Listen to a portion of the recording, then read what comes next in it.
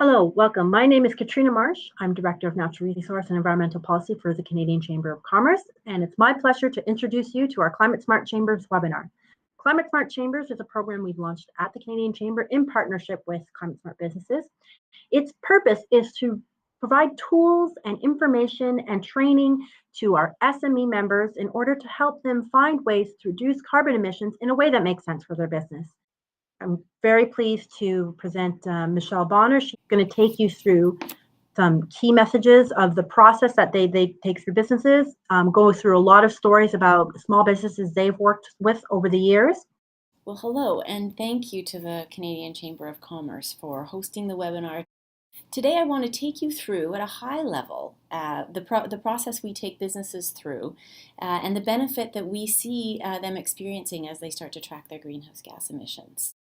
In addition to the regular business case, I'll also touch on the benefit we see for businesses to be looking at their businesses in this way as national carbon pricing kicks in across the country. So before we jump into an introduction to Climate Smart, what do we mean when we're talking about a carbon footprint?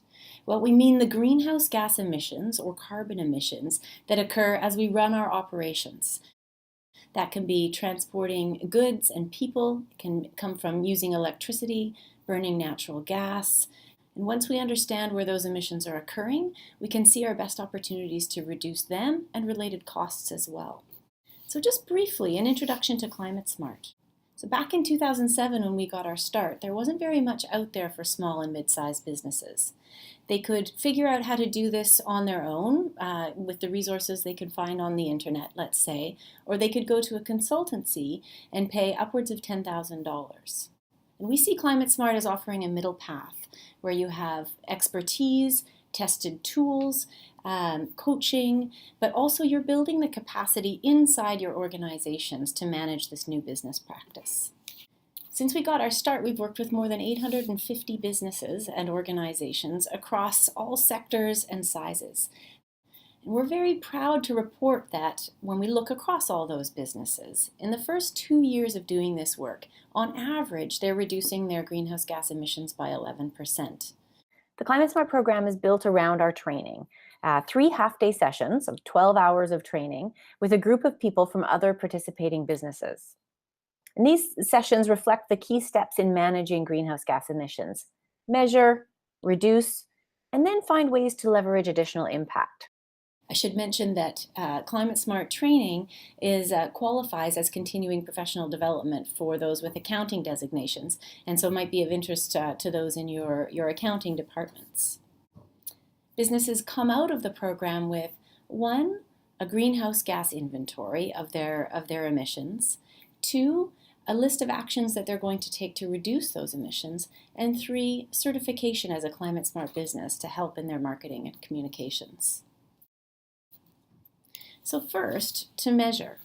It's crucial to take the time to understand what our greenhouse gas emissions are and where they're occurring. That's how we can decide what action is best to take and where we can reduce costs related to those emissions. So you'll see on the slide here, this is an example of a map from one of our training sessions. This is a tour company from Vancouver, BC. And you can see on the map that the green marker denotes where direct emissions are happening. In this case, the fuel they're burning in their fleet of buses and the natural gas they're using in their warehouse and in their shop and their office, I should say. Red denotes where they're using purchased electricity, in this case from BC Hydro. And blue denotes other indirect emissions, such as when they take ferries over to Vancouver Island, the waste that they're generating, the paper they're using.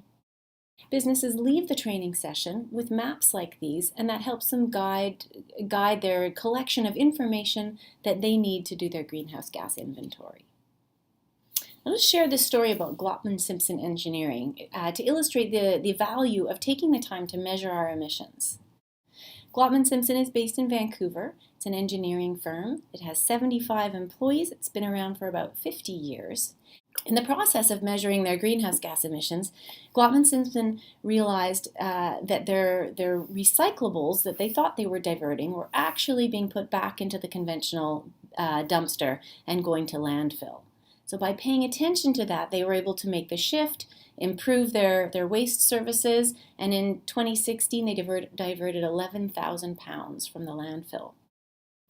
They've also moved to more electronic file storage and sharing, and that paper reduction alone in 1 year reduced their paper consumption by 70,000 sheets. At ClimateSmart, one of our favorite phrases is "what gets measured gets managed," and that story is a nice illustration of that. We know that different businesses will find their greenhouse gas emissions occurring in different places. And so we've developed a business calculator to give a business at least an initial idea of where their emissions might be occurring. So you can see on the slide here, the business that we have here is from the transportation sector. And we can see that they've got 10 to 25 employees. And along the top there, you can see, based on ClimateSmart's data, so average emissions for this type of business, you can see that they might be emitting close to 250 tons. You can see their opportunity for a reduction might be around 35, and you can see their opportunity for cost savings is close to $14,000. And when we look down, we can see a profile of a typical company that would fall under that sector. This is a transportation firm, and you can see the big green section there. The fuel that they use in their fleet of trucks is their main emission source. So this company might think about reducing idling times through anti-idling policies. They might think about route optimization to reduce fuel consumption, and eventually they might think about investing in more fuel-efficient vehicles. But the best way to give you a sense of how businesses might reduce their emissions is to share some real stories. And so I'll start with this one from Penfolds Roofing and Solar. Penfolds has been in Vancouver since 1937. They have about 150 employees, and they do about 1,500 residential and commercial roofing jobs every year. The main source of emissions for Penfolds Roofing and Solar is the fuel used in their fleet of vans and trucks driving around the region to different jobs. And so they've started to convert those vehicles from conventional gasoline to a dual fuel propane system. They're about 90% of the way through their conversion, and they're saving themselves $20,000 a year in fuel costs, and you can see there's a nice carbon reduction there as well. A nice note on the solar side of things, that part of the business has doubled every year since 2015. And our friend there on the left also tells us that having a solar offering, he feels has helped him access a whole other pool of prospective employees who are excited about working in the clean tech sector. They may not have been as excited about working for a roofing company. They're benefiting that way as well. I'll move on to Reed's Automotive Recycling. These are the owners and founders of Reed's Automotive. They have 12 employees, and they started to work to track and reduce their greenhouse gas emissions with ClimateSmart in 2014.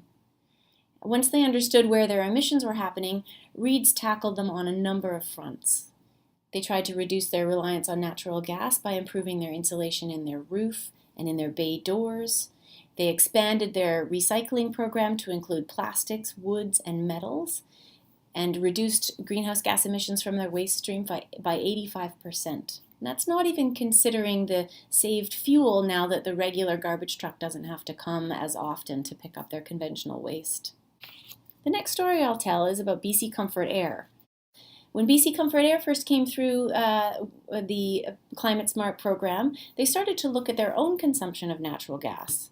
And that led them to realize that their big bay doors in their shop were being left open when employees were going out to take breaks. So it was a simple behavior change fix, reminding people to close those doors. They went on to invest in insulated doors as well, and that led to reduce their natural gas consumption by 65%, or 21 tons of carbon emissions, and you can see there's a nice cost savings there as well. So I'll just build on those stories of cost savings and emission reduction and getting to carbon pricing. You can see here is an example of a coffee roaster. Over on the left, the blue bars, you can see their costs on natural gas, which is their main source of emissions, given that they're roasting coffee beans.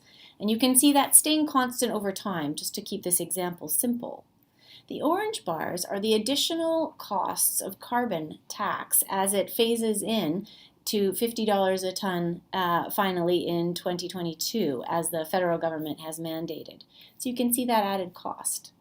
In this example, on the right side, you can see that the coffee company, when they had a chance to expand and an opportunity to purchase a new roaster, invested in a smart roasting model, and that allowed them to reduce their greenhouse gas emissions from natural gas consumption by almost 70%.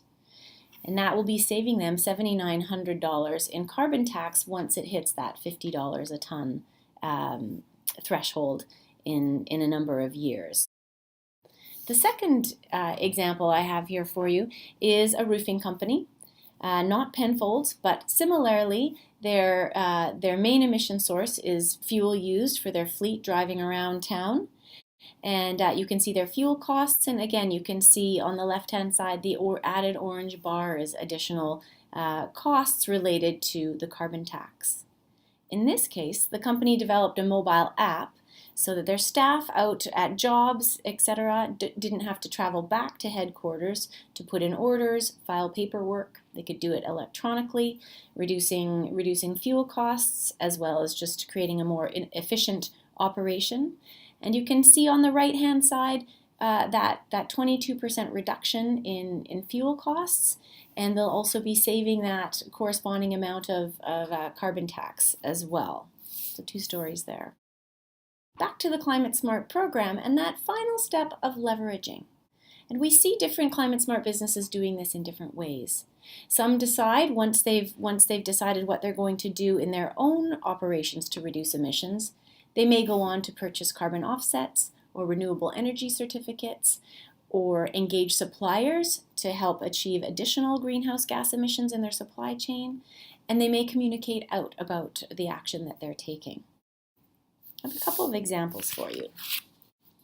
Tinhorn Creek Vineyards in Oliver, BC, has been working with Climate Smart since 2009 to track their greenhouse gas emissions. They've taken action like setting up virtual wine tastings to reduce their business travel. So now the main winemaker can do a wine tasting from the vineyard remotely, and it's allowed their business to grow without having their business travel grow at the same rate. They've installed drip irrigation, which is saving electricity on pumps and that operation. They've overall achieved a 26% reduction in their greenhouse gas emissions since they started to do this work in 2009. Another story is 505 Junk, a junk removal company here in the Vancouver area. 505 Junk did a couple of things. They invested in more fuel-efficient trucks, and they also installed scales on their trucks, which enabled them to go to multiple clients to gather their junk before taking it to various drop-offs. This reduced their carbon emissions by 50% per vehicle kilometer and also increased their margins by 15%. In addition, the CEO and founder credits being Climate Smart certified and being able to demonstrate that they're taking action on their greenhouse gas emissions with winning a large contract with a local property development and management company here. So just to summarize the benefits that we see to business, some of the highlights are cost savings. When we take the time to look closely at where we're using energy and where there's waste in our operations, we usually find places to reduce emissions and also to cut costs.